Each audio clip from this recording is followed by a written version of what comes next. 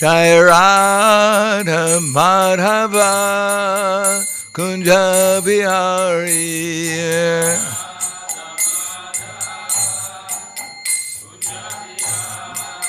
Jaya Radha Madhava Kunja Bihari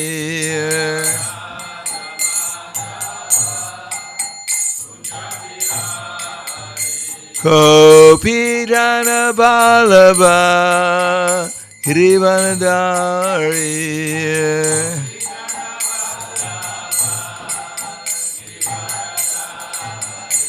Gopi Jana Vallabha Girivanadari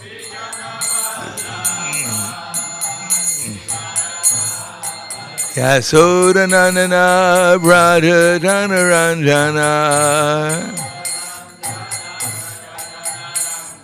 Yasodanandana Braja Janaranjana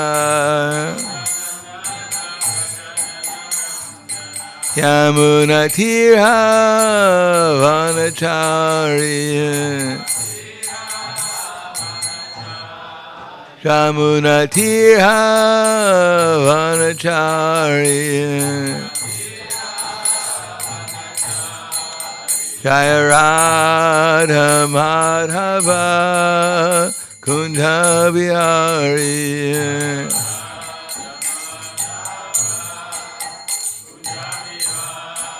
Jaya Radha Madhava Kunja Bihari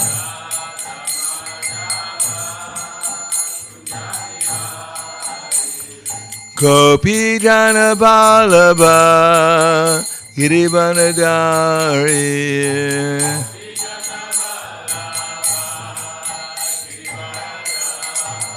Gopi Jana Vallabha Girivanadari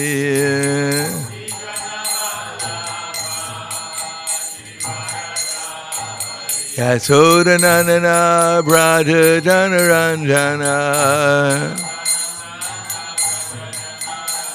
Yasodanandana Braja Janaranjana Yamuna Tirha Vanacharya Yamuna Tirha Vanacharya Jaya Radha Madhava Kunja Bihari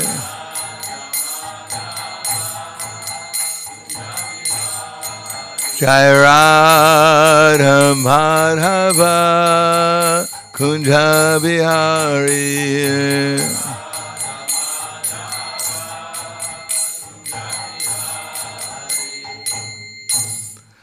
Jayam Vishnupad Paramahansa Brahmadakacharya Asadhara Siddhi Shivan His Divine Grace Shalasi Bhaktivedanta Swaraj Srila Prabhupada Ki Jai Gaur Premanande Haribo Slava Sabrani Bhakta Slava Shri Guru Ishi Gaurangi Om Agana Tamirandasya Gananjana Salakaya Chaksur Militam Yena Tasmai Shri Guruve Namaha Shri Chaitanya Manobishtam Stapitam Yena Bhutale Swayam Rupa Kadamayam Dadati Swapadantikam Vandeham Shri Guru Shri Yuta Parakamalam Shri Gurum Vaishnavamscha Shri Rupam Sagrajatam Sahagana Raghunatam Vitam Tam Sajivam Sadvaitam Sabadutam Prijana Saitam Krishna Chaitanya Devam Shri Radha Krishna Padan Sahagana Lalita Shiva Sakan Vitamscha Hey Krishna Karna Sindhu Dinabandho Dagapate Gopesha Gopika Kanta Radha Kanta Namostute Kanchana Gaurangi Radhe Vrindavaneshwari Vrishubhanu Sutta Devi Pranamami Hari Priye Vanchakapa Trivyascha Kripa Sindhu Vyevacha Patitanam Bhavanebhyo Vaishnavebhyo Namo Namaha Shri Krishna Chaitanya Pranityananda Shri Advaita Gadadhar Srivasadi Gaur Bhaktivinoda Hare Krishna Krishna Krishna Hare Hare Hare Rama Rama Rama Hare Hare Om Namo Bhagavate Vasudevaya Om Namo Bhagavate Vasudevaya Om Namo Bhagavate Vasudevaya Srimad Bhagavatam, Canto 1, Chapter 4, the appearance of Sri Narada, and we're beginning with text number 7. Katamba Panda Veyasya Rajarshera Munina Saha Savara Sambhavutata Tadraisha Satvati Shruti Kadamba Panda Veyasya Rajarshira Munina Saha Sambhada Sambhavutata Yatraisha Satvati Shruti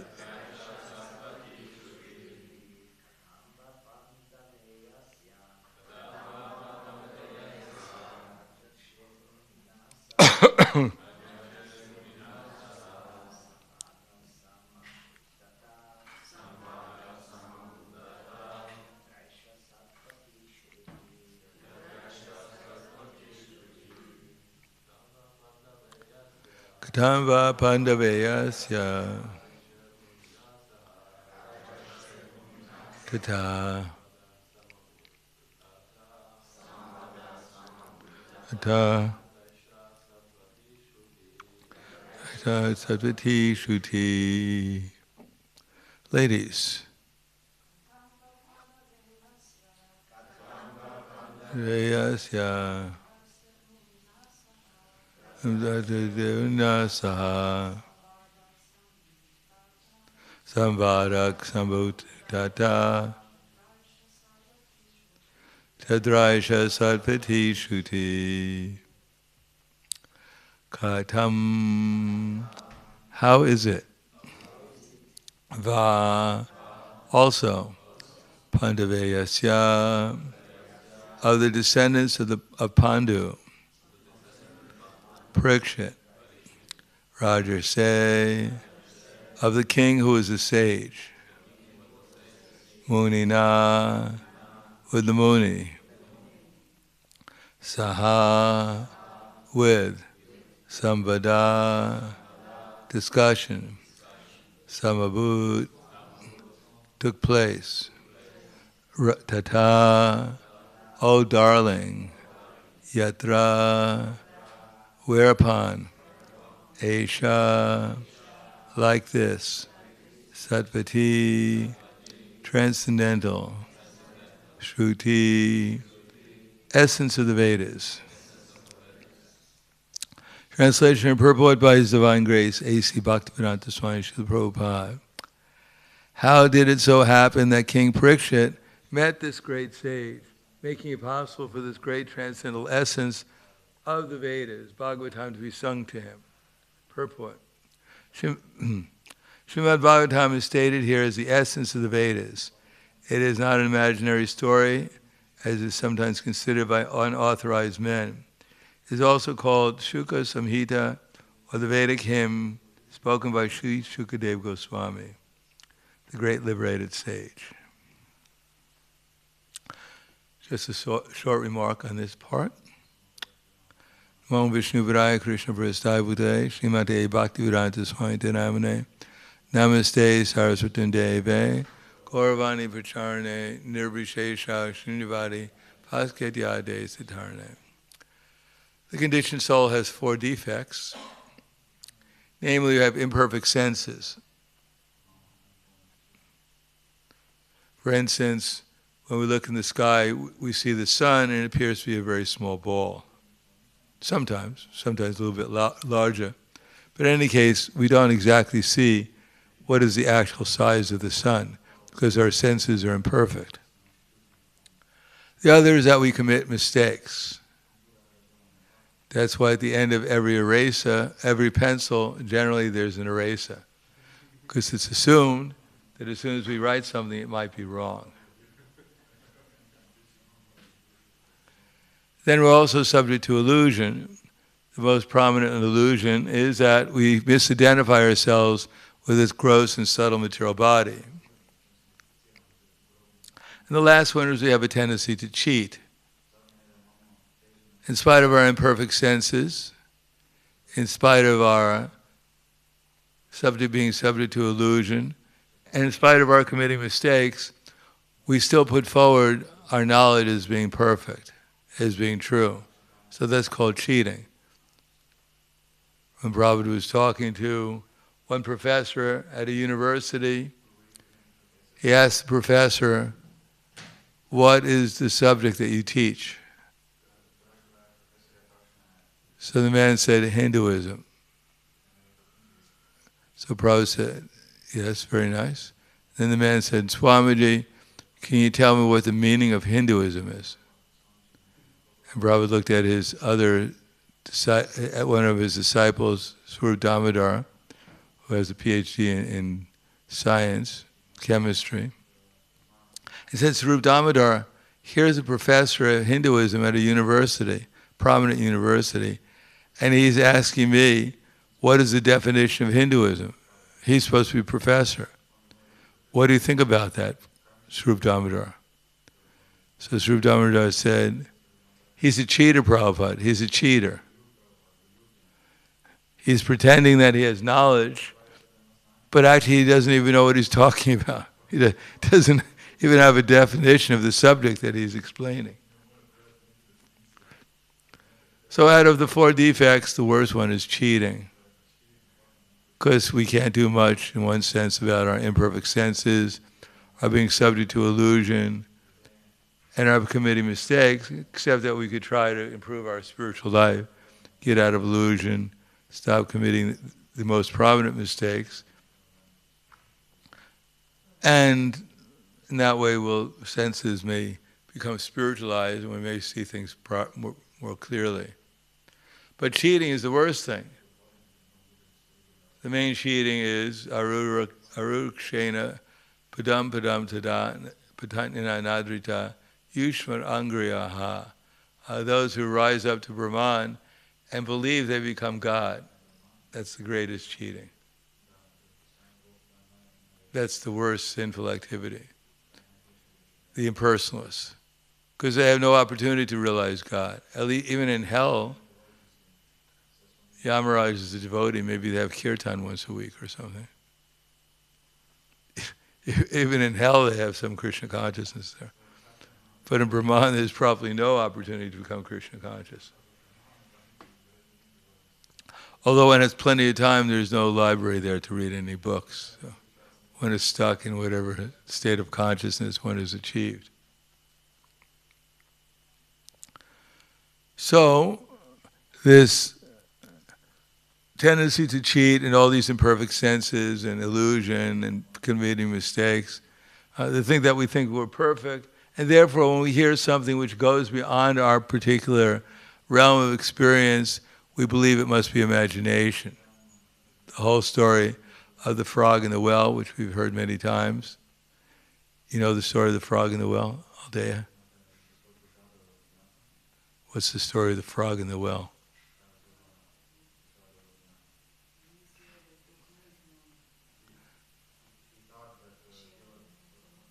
What's that? What's the story of the frog in the well?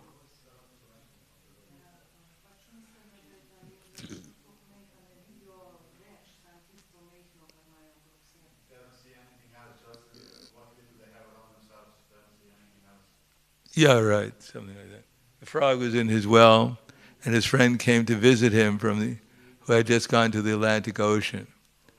So his friend said, I've just been to the Atlantic Ocean, and it's amazingly so big. So the frog said, you mean it's almost as big as my well? He said, no, it's much, much bigger. So the frog puffed himself up. He said, is it this big? He said, no, much bigger. So the frog puffed himself up again and said, is it this big? He said, no, much bigger.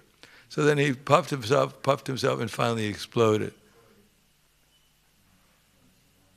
So we think our little experience that we're having now is everything, just like the frog in the well, but actually reality is much, much bigger than we can conceive of. Therefore, when things are described in the Bhagavatam, which go beyond even our imagination, we conclude it must be mythology.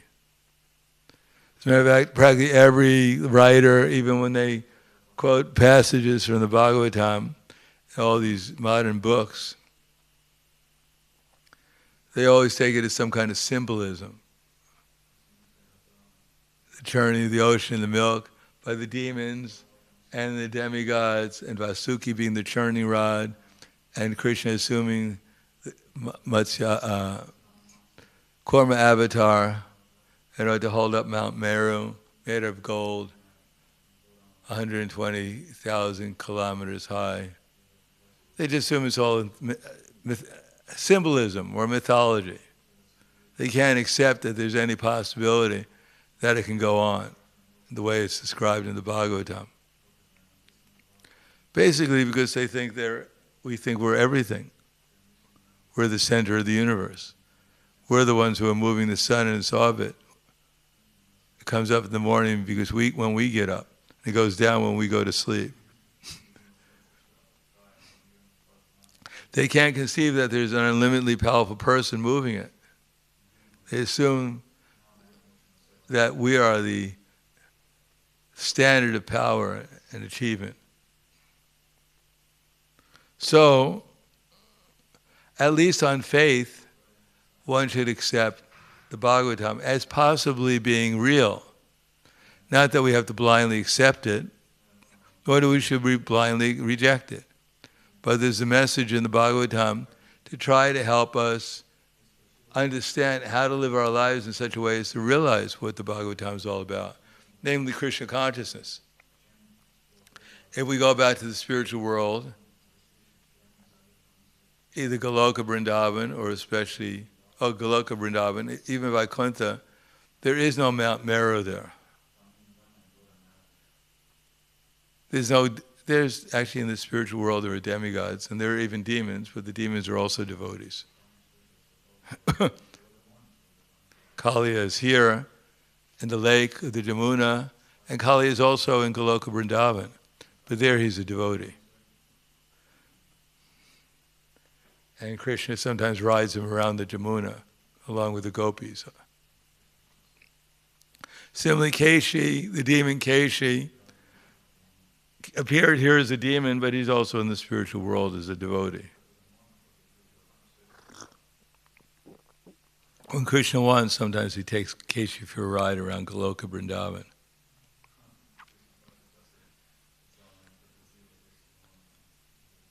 But in Vaikuntha, there's no talk of Mount Meru, I don't believe.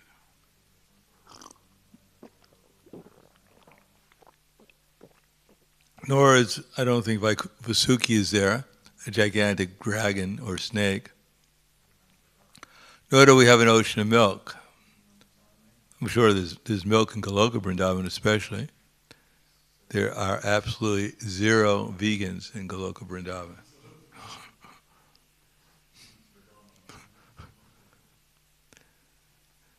I don't know if you can enter Goloka Vrindavan if you're a vegan. Probably you can, but your menu choices will be rather limited. Mother Yasoda and the coward and Rohini and the gopis don't usually prepare preparations for vegans.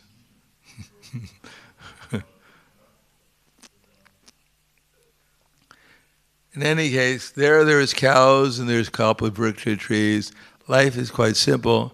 The whole emphasis is on love of Krishna, devotional love, devotional service, and Krishna consciousness. There's nothing else emphasized there. So life is pretty simple. You don't appear in Goloka Vrindavan and have to go to school. Of course, in one sense, there is school in Goloka Vrindavan. You have to learn how to serve prasadam to Radha and Krishna. You get some training in the pastimes of Krishna when you appear, when you join him in his Leela in some universe, but there's further training in Goloka Vrindavan before they allow you to take prasadam and serve Radha and Krishna. Because if you spilled it, it would be quite a scandal.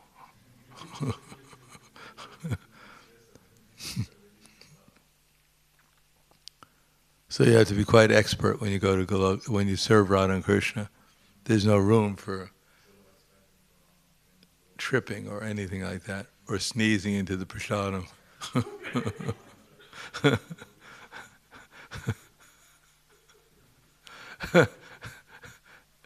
So one has to be prepared to render service there. But people hear about Goloka Vrindavan. There's trees and the desire trees, and there's sarabi cows and they give milk. I mean, it doesn't seem as extraordinary as Krishna's activities here in the material world. Mountain trees, hundreds and thousands of kilometers high. It's just beyond our comprehension. And even Lord Shiva, one devotee did an estimation, said that if Lord Shiva came to this place that we're at, he'd be about the size of Europe. So this is all very extraordinary. How is this possible? But for instance, an ant, when one ant is talking to another and mentions, I just saw this man, this giant, I can't believe how big he was. Nah, come on. You've been eating too much sugar lately. I think you're intoxicated. No, I saw him, I really did. He was so big, I couldn't believe it. You better watch out. If he steps on you, you're finished. So to an ant, an ant that hasn't seen a human being, the human being is just, it's fantastic. It's like a fairy tale. So simply to imagine that there are demigods so big that they control the planets, they control things in the universe, is almost like imagination for us.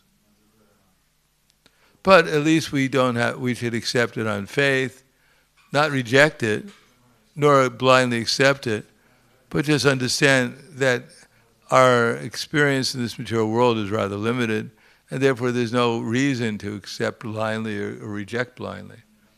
We just have to find out what we can do in order to make some progress in devotional service so that our faith grows, and maybe one day we might become aware of these fantastic things that it says in the Bhagavatam. We may not, but it makes a little difference. If we develop Krishna consciousness, Krishna is the most wonderful thing, beyond any imagination. Anyone who's unlimitedly beautiful surpasses any kind of extraordinary thing within this material world, or even in the spiritual world. So if we realize Krishna, then we realize the most extraordinary thing. If we're interested in something unusual, Krishna is the most unusual. When Akrura was driving Krishna and Balaram to Mathura on behalf of King Kamsa, then at one point Krishna and Balaram told Akrura to take his bath in the Jamuna. So he went into the Jamuna, and there he saw Lord Narayan.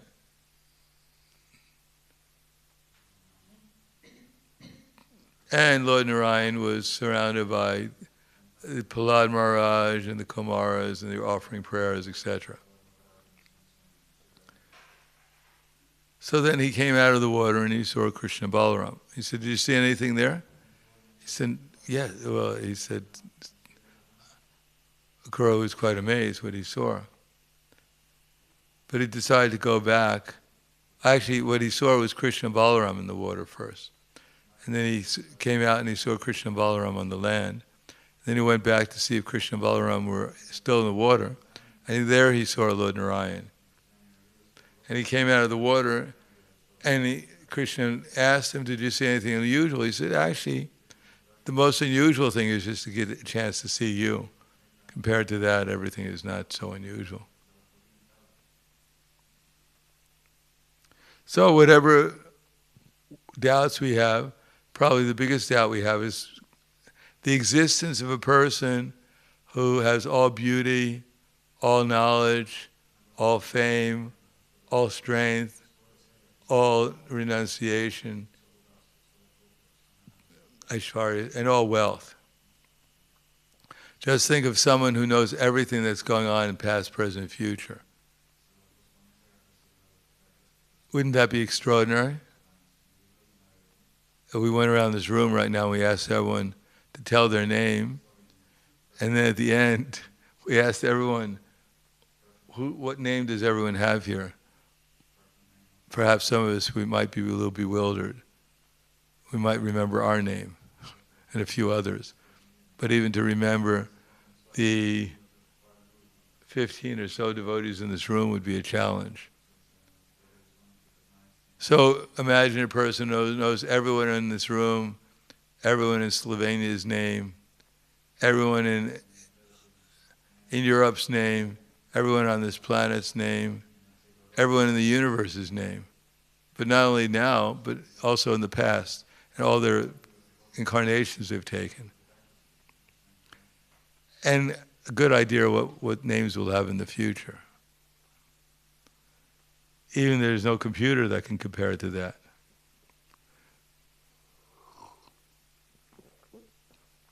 How many terabytes of memory would you need, of storage space would you need for something like that?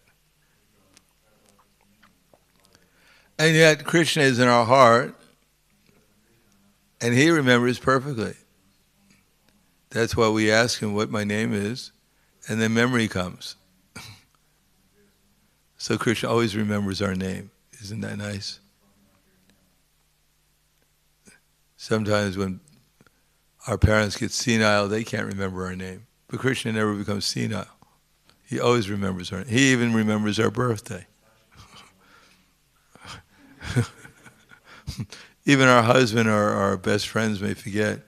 But our best friend is Krishna because he always remembers our birthday.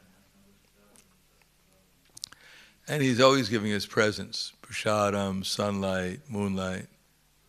So who can be a better friend than Krishna? Therefore, we have to at least acknowledge that even within our experience, there are amazing things going on beyond anyone's comprehension. How is it that we cut our finger and that it heals after some time? What scientists can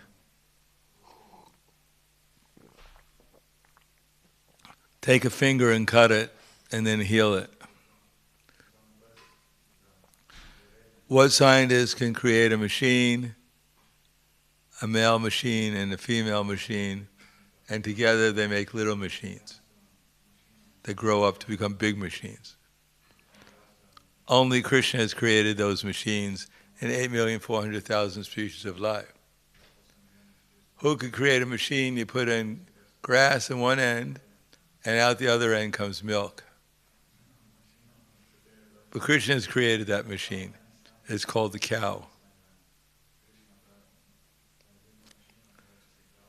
So we already see amazing things going on, but we just don't, due to our dullness, we don't understand how it's been created by a most unlimitedly intelligent person.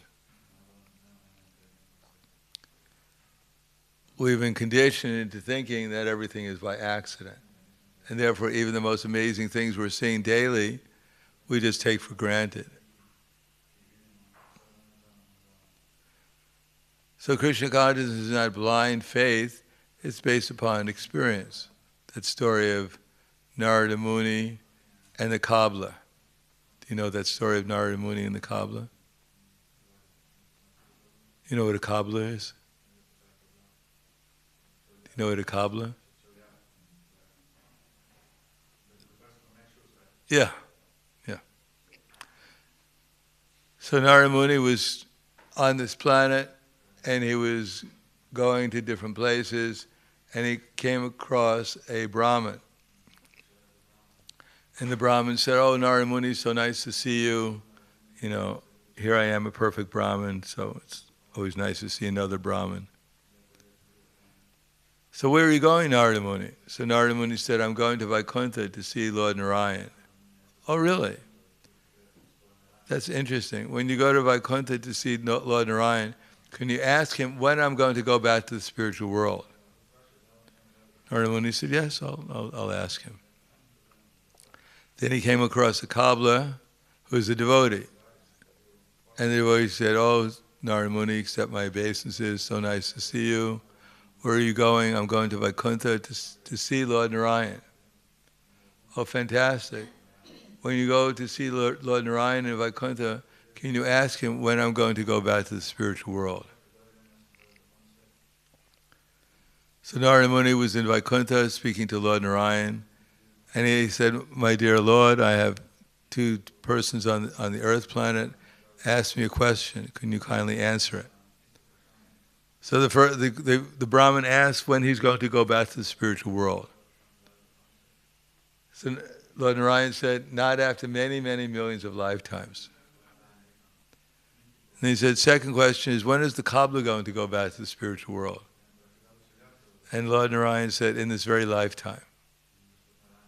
"Really? That's rather unusual." So Lord Narayan said, "Well, if they ask you what I was doing while you were speaking to me, you can tell them I was threading an elephant through the eye of a needle." Okay. So Narada Muni came back to the earth planet. The Brahmin came up to him and said, "Narada Muni, so good to see you. Have you been to Vaikuntha?" "Yes, I've been to Vaikuntha."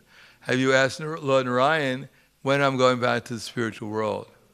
So Narada Muni said, "Yes, I asked him." "So, when am I going?" He said, "Not after millions of lifetimes." "What? You're a phony. You're a fake. How is this possible?" "By the way, tell me, what was Lord Narayan doing when you asked him the question?" Well, Narada Muni said, "Oh, he's just threading an elephant through the eye of a needle." "Oh, you're an illusion. What have you been taking lately? What herbs have you been taking?" So Narada Muni came to the cobbler, and the cobbler said, "Oh, Narada Muni, so good to see you. Have you been to Vaikuntha?" Narada Muni said, "Yes, I've been there." "Did you ask them the question, when I'm going back to Vaikuntha?" And he said, "Yes." Lord Narayan said, "In this very lifetime."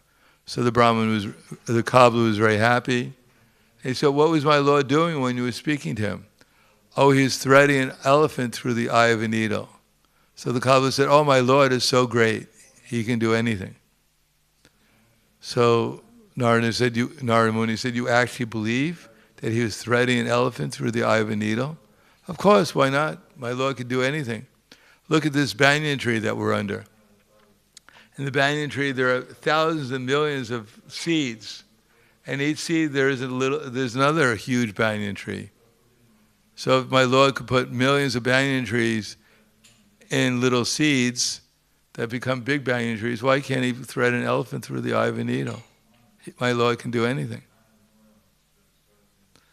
So if we're interested in understanding how Krishna is the Supreme Personality of Godhead, and how amazing things can happen in this material world beyond our comprehension, it's just a question of observing reality around us, what's actually going on, through an intelligent eyes or spiritual eyes, and then we'll develop faith in everything else that's going on in the Bhagavatam. In any case, the most important thing is to have some faith that by devotional service, then we can understand we can meet Krishna, and that's the most amazing thing. Krishna is unlimitedly amazing. Therefore Krishna says, Ataiva bhavanai tena kim tena tu Arjuna vishtabhyaham idam krishnam ekam stena stito jagat. But what need is there of all this detailed knowledge, Arjuna? With a single fragment of myself, I pervade and support this entire creation. Taiva bhavana kena kim tena tu Arjuna vishtabhyaham idam krishnam ekam stena stito jagat.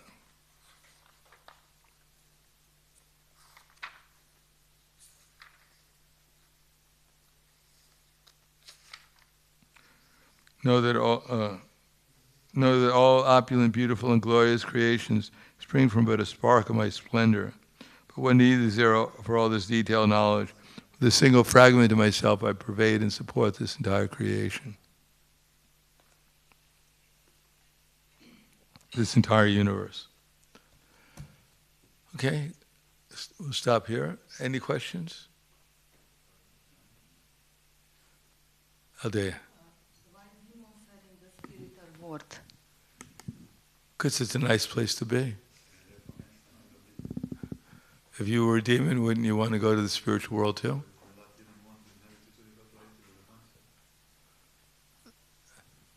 I mean, they're devotees. What it really means is that those personalities who are demons here, those personalities in the spiritual world are actually devotees. It's not that they're demons in the spiritual world. There are no demons in the spiritual world. They're only devotees. But like Kaliya was a demon here for some time. He appeared as a demon and he attacked Krishna. But later on he became a devotee. But in the spiritual world, he's also there in his original form, and there he's a devotee. Does that make sense? Anyhow, the important thing is that we go there as a devotee. There are rumors of demons in the spiritual world. There are rumors, only rumors of demons, but there are no demons. That way, when devotees hear the rumors, they become very protective of Krishna. They take shelter of Krishna more. So they serve the rumors help to serve, to inspire the devotees to become more Krishna conscious. But there are no demons, only here. Yes. Can we trust our gut feeling when we think that in the material world one person is a demon? Can we trust that we have the right feeling? Maybe that person is not a demon, that's just our impression. That's right. We can't trust anything in this material world that's coming from our conditioned nature. Maybe from some expertise of one may train themselves to become more sensitive. That way one may be more likely to be accurate. But as long as we're conditioned by the material nature, we're very unlikely to be 100% accurate. Just like in book distribution, you get trained to spot people, the way they walk, their facial expressions, everything, to more or less know what they're thinking. But sometimes we get it wrong. Someone who looks like they never take a book, they want to get a whole set. Even people who are going around begging, you give them a book, you tell them to give a donation, and they give a donation. Yes? Just one more question. What about if you consider yourself a devotee and a good person, but in a way you might also be a demon to somebody? Yes, we're aspiring to become devotees. So therefore, kanista adhikari, we're trying to develop faith, we're trying to learn how to deal with other devotees, how to deal with Krishna, how to deal with the innocent. So we're inspiring to become educated, to become a devotee, purified. And even in the Madhyama Adhikari platform, we're not fully devoted to Krishna, but we have a little spark of devotion. And we may have some tendency to be not so devoted, but that's that will go away on the middle platform. But in the beginning, we have sometimes we have like a balance. We have a devotional side and a not so devotional side. Dr. Jekyll and Mr. Hyde. So when you try, you are on the right path. Right. Thank you. Yes.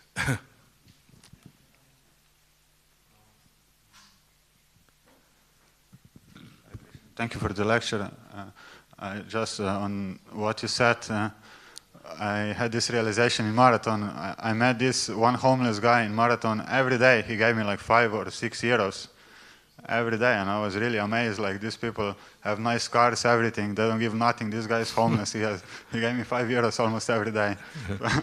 Yeah. Anything else? Hvala Grantaraj Srimad Bhagavatam ki jai, Srila Prabhupada ki jai, Gaur Premanande.